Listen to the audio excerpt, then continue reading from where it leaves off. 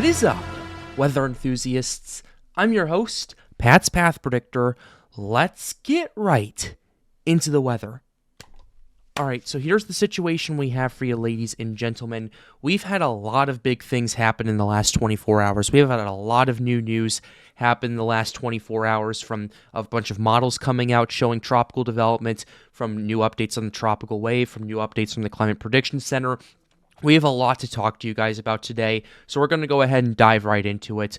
We're going to go ahead and start with the observations that we have going on in the main development region, because this is where this whole thing is going to be starting. You're starting to notice, if you notice on the eastern side of your screen over there, that there's this huge burst of convection over here. We're going to go ahead and zoom in on it towards the eastern Atlantic for one good reason right here. Here's what we have right here. This is a monster tropical wave that's expected to come off the coast of Africa in the next 24 hours or so. This is the tropical wave that we need to pay attention to right here, ladies and gentlemen, because down the road, we're looking at the potential for some development and the potential to impact a lot of areas down the road, like in the greater Antilles, the lesser Antilles, potentially up to Florida if it survives that long. So we're going to have to pay attention to that. One thing I do want to let you guys know, though, is because, yes, this does look like a monster tropical wave right now. You're noticing all the convection bursting over Mali and Mauritania over here. However, what you're going to start noticing as soon as it comes off the coast of Africa is you're going to see a lot of that convection just die off and level off and just kind of not really do that much for the first 12 to 24 hours or so. But then once it gets caught on into the Intertropical Convergence Zone, or ITCZ, you're going to see that convection start to ramp up, and then you're going to potentially start to see the NHC tag this as an area of interest right here, ladies and gentlemen. So that's what we're looking at right here. Another thing that I'm noticing is this tropical wave is further up to the north than the rest of them have. Typically, a lot of the tropical waves we've seen so far are around like 10 to 12 degrees north. The center of this tropical wave is around 15 degrees north, which is actually in a pretty good spot for tropical development if you want to see that. And considering the fact that we're now into late July and we're starting to see all the ingredients come together, yeah, this wave right here could be the thing that kicks off this huge period of activity right here, folks. So we're going to have to pay close attention. Let's go ahead and give you an Atlantic Y view of that now, so that way we can kind of give you an understanding of what I'm potentially looking at. Because we're also looking at some Sahara dust in the region as well. We're going to have to keep a very close eye on it. There's a bunch of Sahara dust in parts of the main development region right there. Not as much as what we were seeing previously, but at the same time, it's going to definitely be there, and we're going to have to keep a close eye on it. But this that's the main reason why this isn't going to start rapidly developing right away, because it's going to be dealing with some dry air. It's going to be dealing with a little bit of wind shear until it gets into about the central main development region. That's when I think things are going to start ramping up and things are going to start getting pretty interesting. So we're going to have to keep very close tabs on it. We're going to have to keep very close eyes on it, because what we're noticing with Sahara dust is about half of it is going to start being pushed up to Europe in the next few days. So we're going to have to keep a close eye on it. I know I keep saying that like a broken record, but the reason I emphasize this is because whenever that Sahara dust lifts and it stops being such a menace to the Atlantic Ocean, that's when hurricane season opens for business. It typically happens in August right there. It looks like it's on track to do that once again. We're looking at a couple of bursts of Sahara air across much of the region. However, as we continue to go on, we're going to see less and less of those surges, and we're going to just kind of see an Atlantic that's very primed and very ready for development if the wind shear doesn't continue to mess with it too much, which, considering the fact that the wind shear is on a downward trend, I expect that to be the case. So that's what we're paying attention to. Let's go ahead and next show you another thing I was kind of looking at and you were kind of referring to earlier. We're looking at the Climate Prediction Center's forecast right here. They have their updated graphic for you. They had it last night, so we can go ahead and give you a close look at it. For the second week, which is July 31st to August 6th, what we're seeing is a greater than 20% probability of tropical development happening across not just the main development region, but across the Caribbean, across the Atlantic Basin, across the Lesser Antilles, across the Greater Antilles, approaching the Bahamas, and potentially approaching Florida. So we're going to have to keep a very, very, very close eye on that. And also with week 3, which is August 7th to August 13th, we're also seeing a pretty decent probability of tropical developments happening in the main development region. So that's telling me that the Climate Prediction Center is looking at this and they're going, oh, wow, we got to pay attention to this. We're starting to enter that active phase.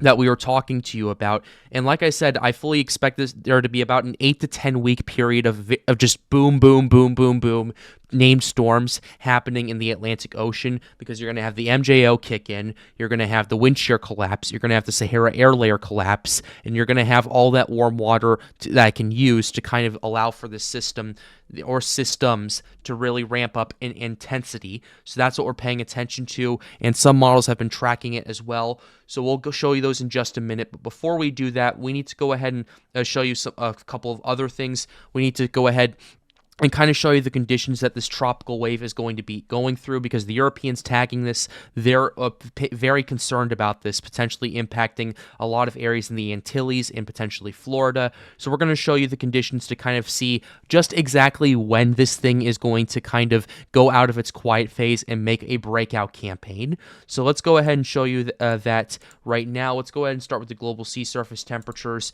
right here. The global sea surface temperatures across the main development region are 27 degrees or greater, and 27 degrees Celsius, for those of you who do not know, is about 81 degrees Fahrenheit. It's about 80.6 to be more exact, but we round up for 81.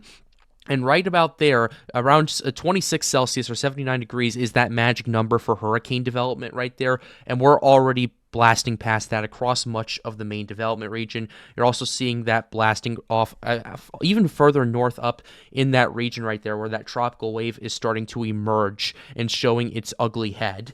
So what we're seeing, at least with these waters, is it's going to be pretty moving through very, very warm waters, particularly for late July and early August too, because if we show you what we saw in years past, even in 2020, we did not see these kinds of global sea surface temperatures. Like, this is pretty ridiculous to kind of see 31 or even 30 degrees Celsius waters in late July, let alone not just in the Gulf of Mexico either, but in the Caribbean, in parts of the Lesser Antilles, even in the western part of the main development region, you're noticing that.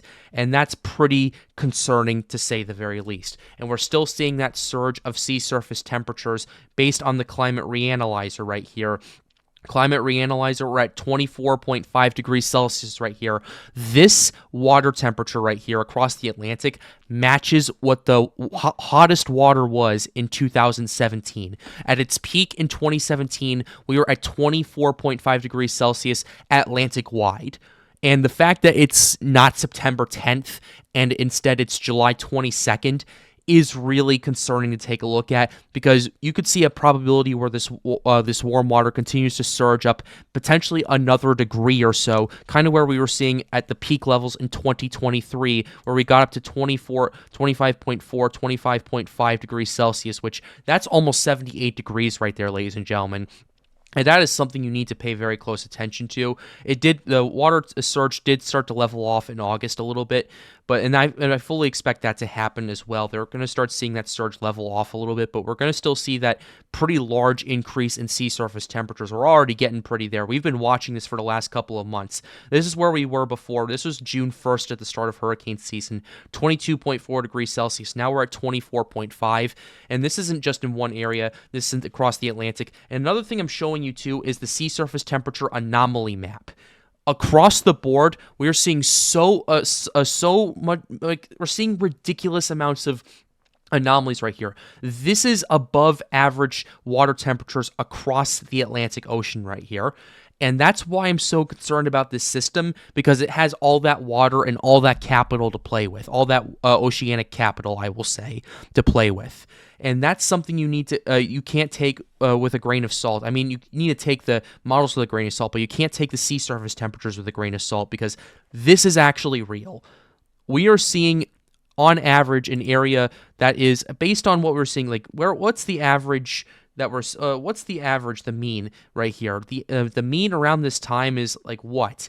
21.6 degrees Celsius, and we're at 24. Like, we're past the standard deviation. On average, we're like 3 degrees above average across the entire Atlantic. And that should really raise a lot of alarm bells for this hurricane season, especially considering the fact that the ENSO region went from El Nino to neutral, which, coupled with the fact that we're seeing these SSTs anomalies just crushing the insane amount of water they have up there. the fact of the matter is just that's going to ultimately increase the strength of the steering currents and allow for more systems to push towards the United States, similar to what this system might be doing later down the road. Let's go ahead and show you the ocean heat content real quickly. OHC is off the charts, but I'm going to mainly be focusing on the main development region and the Atlantic Basin, like around the lesser and greater Antilles over here as it on the approach to Florida. Where this system is at, it's going to be entering an area of relatively low OHC, around 20, 25, 30 OHC, which isn't a lot or anything like that. It is okay for development. It's definitely something that could get the ball rolling, but it's not ultimately like eye-popping, and it's definitely not going to allow for rapid intensification, at least at that area over there. However, as the system moves further to the west, we're starting to see a few upticks, maybe 50, potentially 60 OHC across a lot of these regions right there. That's good for conducive strengthening right there. And then as we get into the western half of the MDR, we start seeing a massive surge of OHC going up to 100 across the entire region over here. That's good for rapid strengthening. And then you start seeing these 125 to 150 OHC readings as we approach the Lesser Antilles. And the fact of the matter is, we're still seeing over 100 OHC areas pretty much from the approach of the Lesser Antilles all the way up to the Bahamas, all the way up to Florida right there. That's definitely something you do not want to see. Matter of fact, what was it last year in that region? We can go ahead and show you that in 2023. I also want to see what it was in 2020 because this whole setup reminds me of Isaias a little bit. Hurricane Isaias back in 2020. I'm sure a lot of the people from North Carolina remember that. Okay, this is where we were last year. OHC definitely was a lot more widespread up there. It has in a few areas come down a little bit, but overall, like most notably in the Bahamas, but overall, it's still very concerning to take a look at. It's still very worrying to take a look at. And let's go ahead and show you what we were looking at in July of 2020, July 23rd of 2020, so we can kind of give a full scope as to what was going on. Okay, July 24th. Let's just, okay, I guess the object's not being found, unfortunately. I really wish it was. We can use July 30th. That'll give us a decent time window. But this is where we were seeing in 2020. We were not seeing nearly the amount of OHC we are seeing now across a lot of these regions over here. Yeah, a lot of them cracked 75, but you didn't see a lot of 100s areas outside of the Bahamas over here, let alone in the main development region. So that's something you need to pay attention to as the system starts to organize and develop in the central MDR. Let's go ahead and show you the wind shear values. Wind shear right now is not fantastic across a lot of these areas. It's not good for tropical development right now, but right now is right now, and we'll show you the shear forecast in just a second to kind of give a full scope of to what's going on. But overall, if this thing were to organize and develop today, I would tell you that that's not going to happen because you have way too much wind shear in the central MDR. You have too much wind shear in the Caribbean, in the Atlantic Basin over here. That's just not good for tropical development. But that's just for right now. And we can go ahead and show you the shear forecast to show you what it's going to be like for the next 10 days. Let's go ahead and start with that right here, the 200 to 850 millibar wind shear. This we're going to see a bit of a oscillation going up and down, up and down. That's going to be pretty typical. But watch out for the main development region and the Atlantic Basin over here. Those are the two areas I want you to pay attention to, at least for right now. What we see in the main development region is we're going to see a pretty big collapse of wind shear, especially if this wave starts to move towards the central MDR, and it really starts to allow for the possibility of tropical development to at least initiate thanks to the low wind shear. And you're still going to have a little bit of wind shear issues across much of the Atlantic Basin over here. So we're going to have to pay attention to that. And there is a bit of a pocket of wind shear north of where the system allegedly is going to be at. We're going to keep an eye on that, but that might be a case of outflow and not wind shear. So we're going to have to pay attention to that. But overall, you're going to start seeing the wind shear decrease decrease in the next few days or so as the system according to some models, starts approaching the greater Antilles over here. Let's go ahead and show you the dry air that we're looking at. There's not going to be much happening for the next 3 days because there's going to be too much dry air in the main development region. However, the intertropical convergence zone, you are starting to see some convection fire up, and you're starting to see more of a moistening pattern in the atmosphere right here. So we're going to have to pay very close attention to that right there. And we still have all this dry air that needs to mix out and all that stuff going on. We'll keep an eye on it for you as well, and we can go ahead and show you the moisture forecast as well, just to kind of wrap this up in a nice little bow. And I want to show you the anomalies as well, just to kind of round this up very quickly. So let's go ahead and show you the Europeans forecast right here with the moisture. There's going to be one large moisture pocket that moves into the main development region, and yeah, dry air is going to be a bit of a problem at first. However, that moisture pocket is expected to persist and mix out some of that dry air, and by the time it gets to the main outside of the main development region and into the Atlantic Basin, dry air is not going to really do that much to stop it. And that's what I'm concerned about because, yeah, there is a lot of dry air surrounding it, but there's a pretty big moist pocket that we're going to have to pay attention to right there because that's where our tropical system is going to start organizing and developing. And as long as it keeps the dry air out, and there is going to be the shear, at least the low wind shear, to allow that to happen because I talked to Tristan about that. We remember when Beryl was going on, the reason there wasn't really much dry air intrusion was because the wind shear was not allowing the dry air to get in there.